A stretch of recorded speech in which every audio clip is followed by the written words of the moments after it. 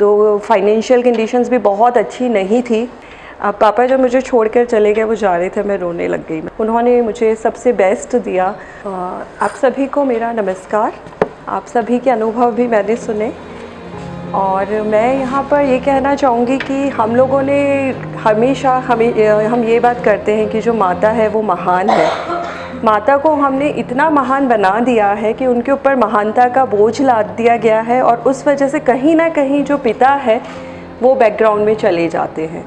Generally जैसे अगर हम भी अभी देखते हैं तो हम खुद सोचते हैं कि ये सब जिम्मेदारियाँ माँ की ही है। तो माँ की महानता ने कई बार पिता को बहुत पीछे कर दिया है। थैंक्स टू फादर्स डे कि अभी हम लोग फादर्स डे सेलिब्रेट करते हैं, तो आज हम पिता के बारे में बात कर रहे हैं। नहीं तो हमेशा यही कहा जाता है कि माँ ही महान है, माँ बच्चे को 9 महीने रखती है, जबकि कि ऐसा नहीं है। मतलब माँ और पिता दोनों का ही बच्चे की ज़िंदगी पर बहुत ही फ़र्क पड़ता है।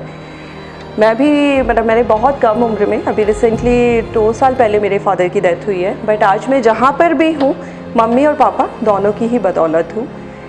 हम लोग एकदम मारवाड़ी जो टिपिकल ट्रेडिशनल फैमिली है उससे बिलोंग करते हैं। उसके बाद भी पापा ने हमें बहुत अच्छे से पढ़ाया और वो केवल एक लिपिक थे, 3rd ग्रेड ऑफ UDC। तो फाइनेंशियल कंडीशंस भी बहुत अच्छी नहीं थी, बहुत सारी जिम्मेदारियां थी, सोशल रिस्पॉन्सिबिलिटीज़ के। पापा सबसे बड़े भाई थे तो बुआओं की शादी करना, चाचा वगैरह की शादी करना। उसके बाद भी पापा ने हमें हमेशा पढ़ने के लिए प्रोत्साहित किया। मम्मी पापा दोनों ने ही हमेशा हमें पढ़ाई के लिए प्रोत्साहित किया। मेरी मम्मी ने मुझसे कभी घर का काम नहीं करवाया। जब मैं पढ़ती थी तो मम्मी हमेशा मुझे पढ़ने ही देती थी। मुझे आज तक भी ध्यान नहीं है कि मेरे से मम्मी ने कभी ये कहा हो कि ये वाला काम कर दो। जहाँ पर हम पढ़ना हो, पापा ने हमेशा सेल्फ डिपेंडेंट बनने की प्रेरणा दी, आत्मनिर्भरता।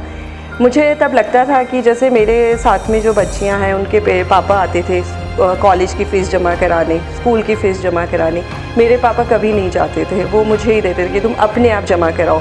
तब मुझे लगता था कि मतलब बिल्कुल केयर नहीं करते हैं दूसरों के, लेकिन वो मुझे आत्मनिर्भर बनाना चाहते थे कि अपना काम अपने आप करना सीखो। तो उससे मुझे अच्छा कॉन्फिडेंस आया, एक अच्छा आत्मविश्वास मेरे अंदर डेवलप हुआ। तो ये पापा की ही प्रेरणा थी कि नहीं आप जाओ। फिर जब सिविल सर्विसेज के लिए प्रिपरेशन शुरू किया, जैसा कि हमारे यहाँ डिसाइडेड ही रहता है कि इस उम्र में तो लड़कियों की शादी हो ही जानी चाहिए, तो केवल वो लगातार रिश्ते भी आते थे कि आपका ग्रेजुएशन हो गया है। इंजीनियरिंग किया था मैंने, बट मैं सिविल सर्विसेज के लिए प्रिपेयर कर रही थी। तो सिविल सर्विसेज के प्रिपरेशन के लिए पेशेंस रखना पड़ता है। तो वो पेशेंस मैंने ही नहीं, मेरे पेरेंट्स ने भी रखा, मम्मी पापा दोनों ने रखा।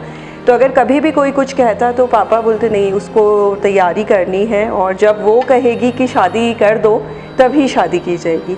यहाँ पर भी मुझे पापा ने मेरे सारे फैसले मैंने खुद ने कर किए हैं और पापा ने हर फैसले में मुझे सपोर्ट किया।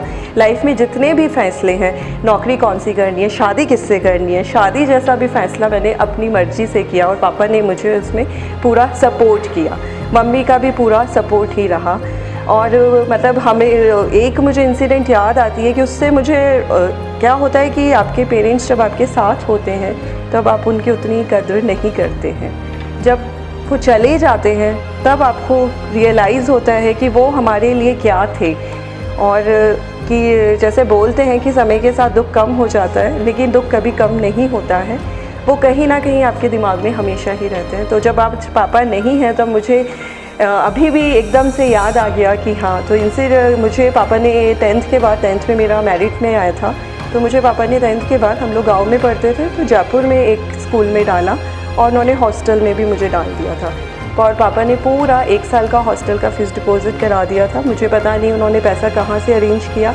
पूरा स्कूल का भी क्वार्टरली सिस्टम रहता था, तो उन्होंने 1 क्वार्टर का भी फ़ीस जमा करा दिया था और मुझे छोड़ने आए।